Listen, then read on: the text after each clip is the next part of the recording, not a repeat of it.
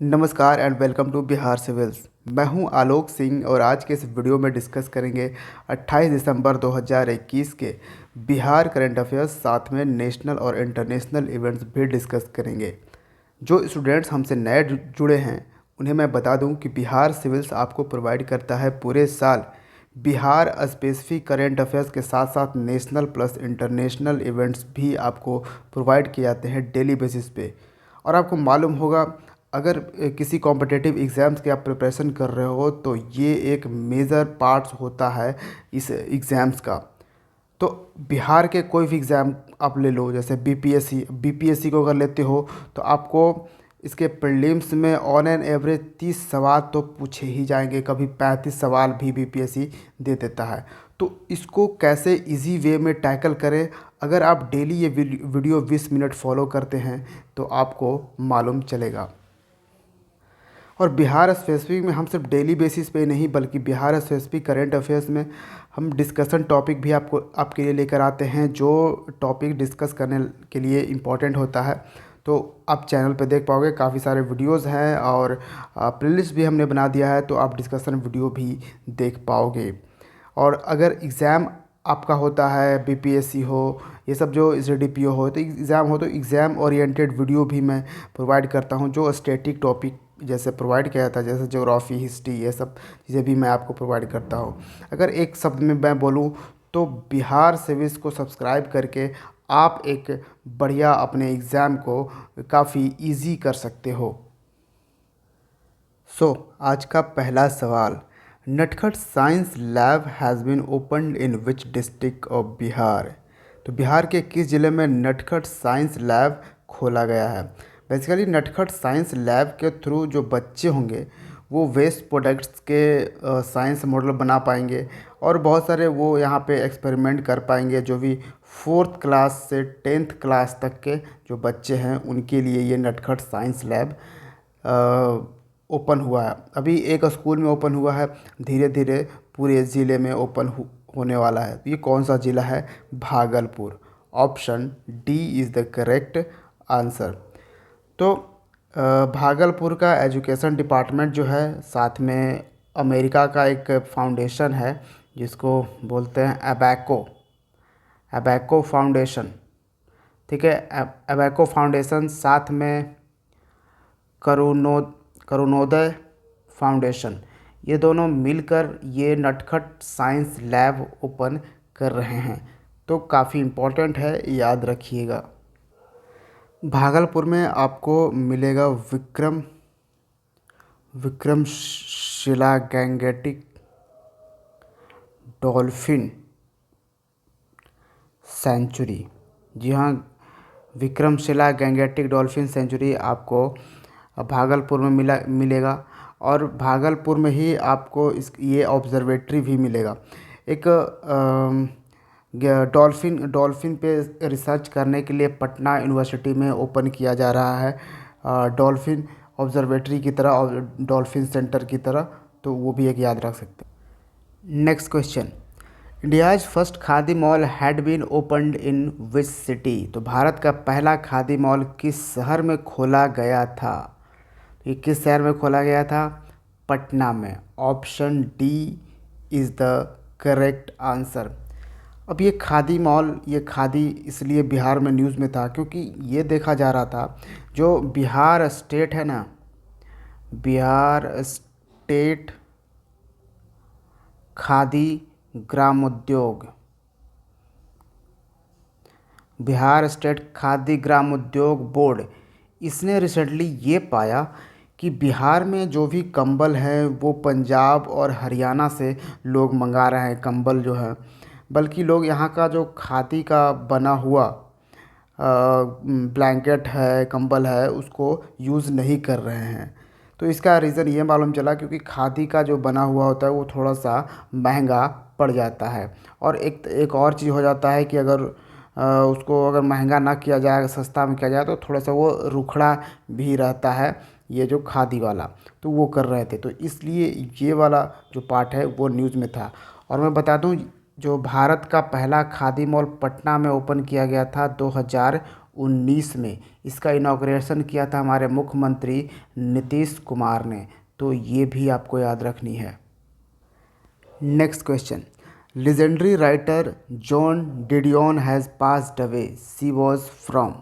महान लेखक जॉन डिडियन का निधन हो गया, वह कहाँ से बिलोंग करती थी?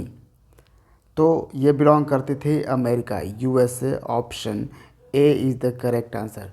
और देखिए इनका एक इम्पॉर्टेंट बुक मैं आपको बताता हूँ, वो याद रखिएगा। जॉन डिडियन का इनका था the year of magical thinking. ठीक है, ये याद रखिएगा, the year of magical thinking, क्योंकि इस बुक को अमेरिका ने 2005 में ही नेशनल बुक अवार्ड दिया था। ठीक है, तो ये याद रखिए। ठीक है, नेशनल, अमेरिका का नेशनल। ठीक है, अब क्योंकि लोग नेशनल जैसे ही बोलो समझ जाते हैं कि बस वो भारत का ही होगा, तो उनके लिए नेशनल तो है वो उनका अपना देश। ठीक है, जैसे हमारे लिए हम अपना देश नेशनल है। ठीक है, तो उसी लिए उनका अपना नेशनल बुक अवार्ड दिया गया था। Which entity partnered with MoneyGram to enable international funds transfer facility in real time domain.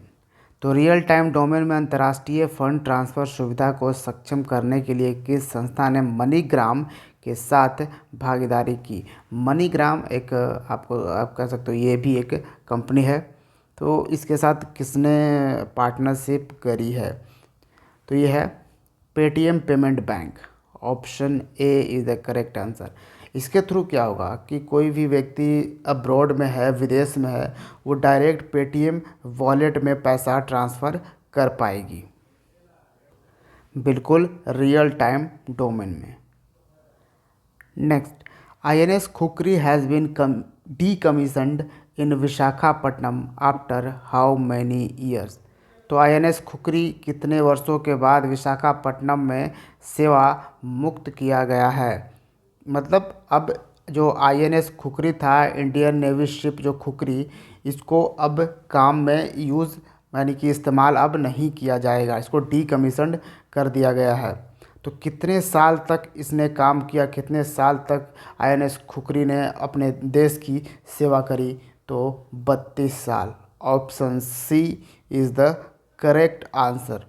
और ये था हमारा पहला इंडिजिनस बिल्ट मिसाइल कॉर्वेट्स। ठीक है, ये याद रखिएगा। इसको किसने बनाया था? तो मज़ागांव डॉक शिप बिल्डर्स, इस कंपनी ने ही इसको बनाया था। कब? तो 1989 में बनाया था, याद रखिएगा। Next, which state topped the composite ranking in the good governance index 2021? सुशासन सूचकांक 2021 में समग्र रैंकिंग में कौन सा राज्य शीर्ष रहा? तो गुड गवर्नेंस डे हम सेलिब्रेट करते हैं 25 दिसंबर को। क्यों 25 दिसंबर को ही क्यों सेलिब्रेट करते हैं? क्योंकि 25 दिसंबर को ही हम बर्थ एनिवर्सरी हम सेलिब्रेट करते हैं किनका? तो हमारे पूर्व प्राइम मिनिस्टर अटल बिहारी वाजपेयी का। तो उनके इस मतलब बर्थ एनिवर्सरी पे ही हम गुड गवर्नेंस डे सेलिब्रेट करते हैं। और इसी दिन हर साल अब निकाला जाता है गुड गवर्नेंस इंडेक्स की गवर्नेंस में। ठीक है, सुशासन व्यवस्था में कौन सा राज्य बढ़िया कर रहा है? ठीक है, तो इसमें ही ये निकाला गया है। तो कौन सा राज्य जो है वो देश भर में सबसे बढ़िया कर रहा है? तो वो है गुजरात। गुजरात ने टॉप किया। Option C is the correct answer. Gujarat top पर था। सेकंड पे था महाराष्ट्र, और थर्ड पे कौन था? थर्ड पे गोवा था। तो ये याद रखिएगा। अच्छा, इस इंडेक्स को रिलीज़ कौन करता है?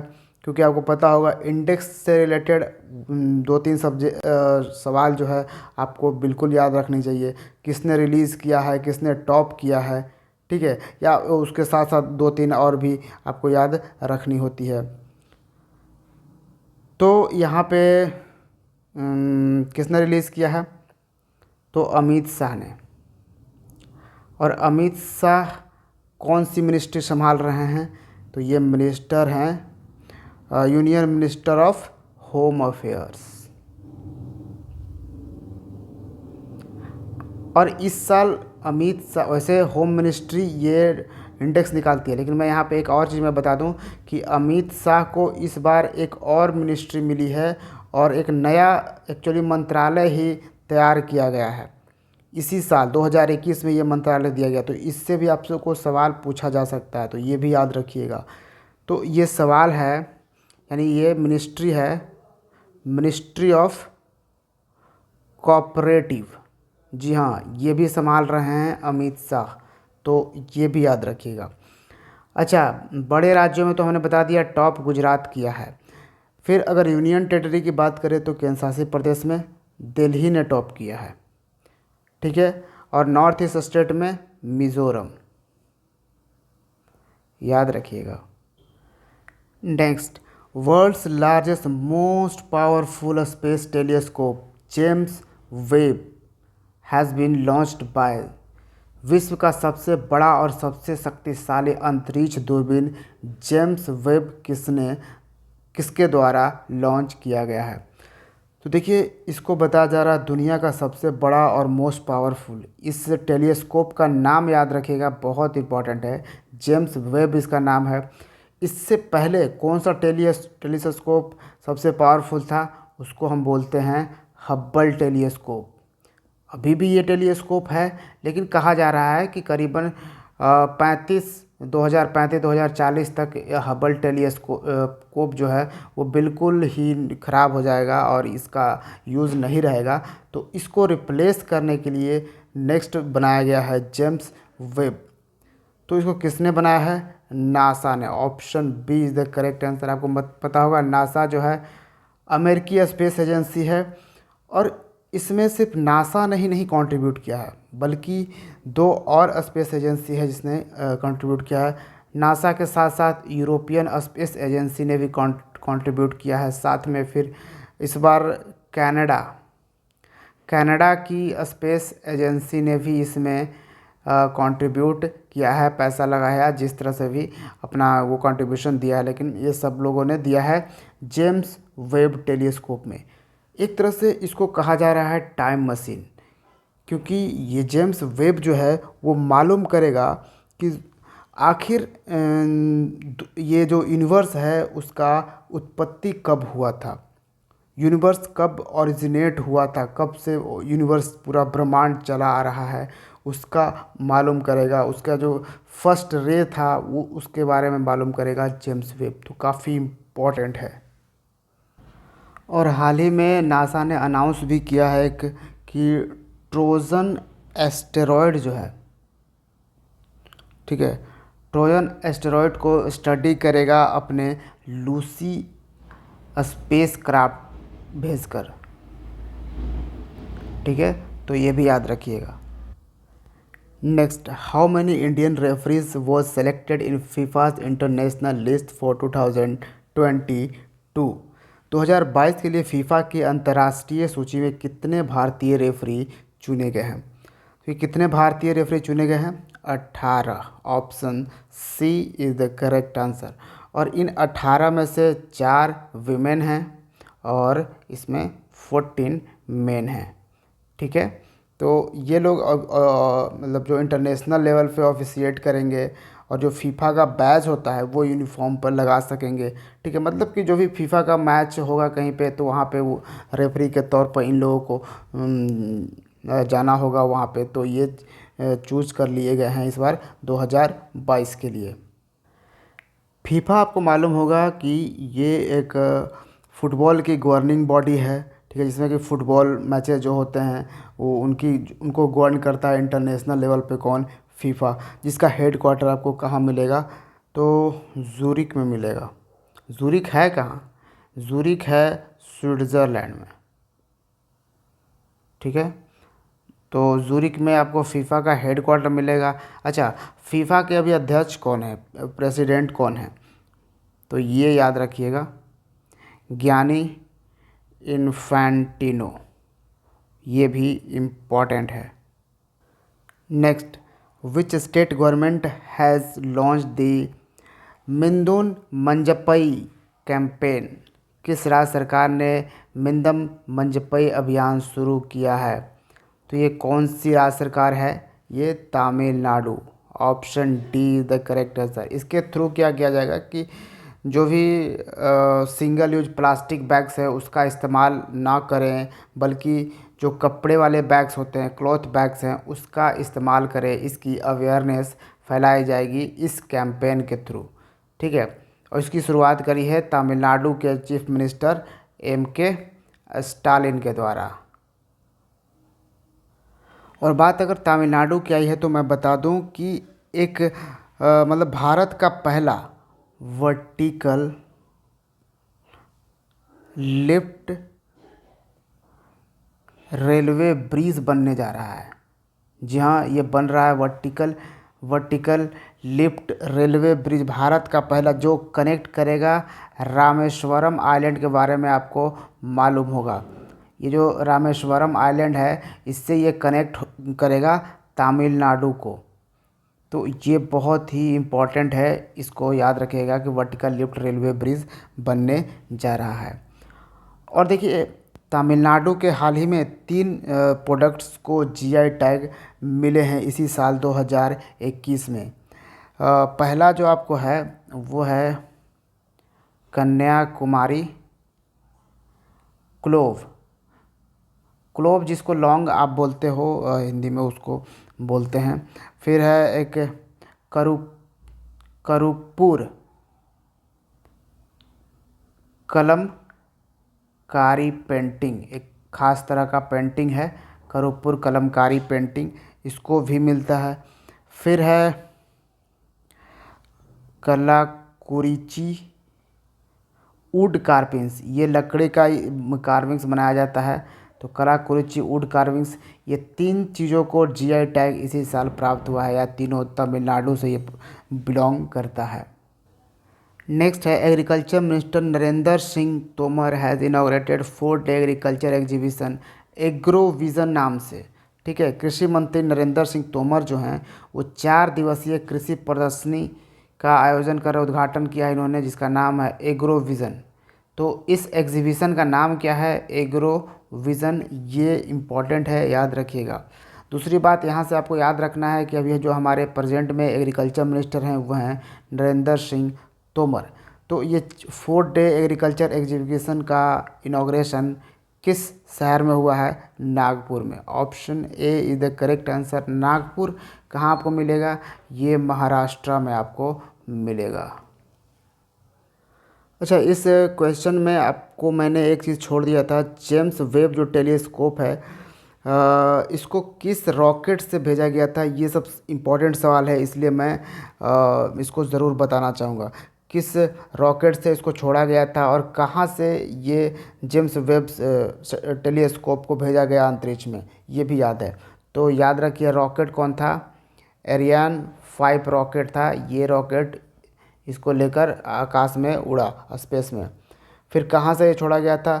तो फ्रेंच गिनी से। फ्रेंच का यानी फ्रांस का एक कहिए कॉलोनी है फ्रेंच गिनी, जिसको आपको याद रखना होगा, उसका स्पेस फ्रेंच गिनी, फ्रेंच गुएना स्पेस सेंटर, यहीं से ये दिया गया। ये कहाँ पे है? तो फ्रेंच गुएना में है, और एक जगह है कोरू, ठीक है, कोरू जगह से इसको छोड़ा गया था, इस रॉकेट को। क्योंकि आपको मालूम होना चाहिए, ये जो फ्रेंच गुएना है वो फ्रांस की एक टेरिटरी है, और फ्रेंच गुएना एक्चुअली में क्योंकि इक्वेटर के नज़दीक है, इसलिए यहाँ से रॉकेट छोड़ना काफ़ी आसान होता है। Next, in which country 66 million year old dinosaur embryo has been discovered? किस देश में 66 मिलियन वर्ष पुराने डायनासोर भ्रूण की खोज की गई है? तो ये किस देश में खोज की गई है? चाइना में। Option B is the correct answer. China का जो सदर्न पार्ट है ना, वहाँ पे एक चाइना का प्रोविंस है। क्या उस प्रोविंस का नाम है? गैंगजॉ। ये इस प्रोविंस में ये मिला है और इसका नाम रखा गया है, ये जो डायनासोर का एम्ब्रॉय यानी भ्रूण डिस्कवर हुआ है, इसका नाम भी रखा गया है, तो ये भी याद रखिएगा, बेबी इंगलियांग। बेबी इंगलियांग नाम है जिसकी, अब इसकी लंबाई कितनी है? 27 सेंटीमीटर ये लंबा है। एंड ऑफ कोर्स आज का लास्ट सवाल, question number 12, which became the second vaccine to receive approval for emergency use on children in India. Bharat में बच्चों पर आपातकालीन उपयोग के लिए स्वीकृति प्राप्त करने वाला दूसरा टीका कौन सा बन गया है? तो ये दूसरा टीका की बात करी जा रही है। ये दूसरा टीका है Covaxin. Option D is the correct answer. जी हाँ, अब 12 साल के ऊपर के जो बच्चे हैं उनको कोवैक्सीन इमरजेंसी में लगाया जा सकता है। तो पहला कौन सा टीका अप्रूवल किया गया था? वो किया गया था जायडस कैडिलाज, एक कंपनी है, ठीक है। जायडस कैडिलाज ये भारतीय कंपनी है। इसका एक मेडिसिन है 3 डोज डीएनए वैक्सीन। क्या है? 3 डोज डीएनए वैक्सीन, इसको कर दिया गया था अप्रूव। ये पहला अप्रूव होने वाला है जो बच्चों के लिए। और हाल ही में आपको पता होगा प्रधानमंत्री मोदी ने ये अनाउंस कर दिया है कि 15 से 18 साल के जो बच्चे हैं उनको वैक्सीन लगेगा। 3 जनवरी से शुरुआत होगा, 3 जनवरी 2022 से इसकी शुरुआत हो जाएगी। तो ये था हमारा 28 दिसंबर का बिहार करंट अफेयर्स, साथ में नेशनल और इंटरनेशनल भी। उम्मीद है आपको ये पसंद आया होगा, तो वीडियो को लाइक ज़रूर कीजिए और पीडीएफ डिस्क्रिप्शन बॉक्स में मिल जाएगा। Thank you for watching Bihar civils. See you in the next video. जय हिंद।